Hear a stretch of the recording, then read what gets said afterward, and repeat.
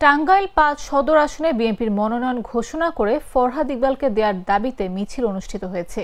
বৃহস্পতিবার দুপুরে জেলা বিএনপির সাধারণ সম্পাদক ও মনোনয়ন প্রত্যাশী ফরহাদ ইকবালের উদ্যোগে ঈদগাহ মাঠ থেকে মিছিল বের হয়।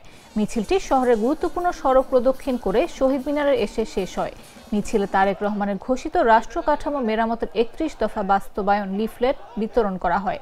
এ সময় জেলা বিএনপির সাধারণ সম্পাদক ও সংসদ সদস্য প্রার্থী অ্যাডভোকেট ফরহাদ ইকবাল, জেলা বিএনপির সাবেক সহসভাপতি আতাউর রহমান জিন্না, জেলা স্বেচ্ছাসেবক দলের আহ্বায়ক তরিকুল ইসলাম ঝলক, সদর উপজেলা বিএনপির সাধারণ সম্পাদক আব্দুর রউফ সহ অন্যান্য নেতাকর্মীরা উপস্থিত ছিলেন। ফেব্রুয়ারির প্রথম সপ্তাহে জাতীয় সংসদ নির্বাচন, সেই নির্বাচনে আমি বিএনপি থেকে একজন মনোনয়ন প্রত্যাশী। ইতিমধ্যে টাঙ্গাইলের ৮টি আসনের ৭টি আসনে মনোনয়ন ঘোষণা করা হয়েছে।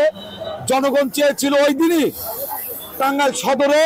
টাঙ্গাইলের সদরের ছেলে হিসাবে আমাকে ঘোষণা করা হবে, কিন্তু সেই জায়গায় সদরের জনগণ মনে করে যে আমার নাম থাকার পরেও ষড়যন্ত্রমূলকভাবে সেখানে না ৫ আসন হোল্ড করা হয়েছে।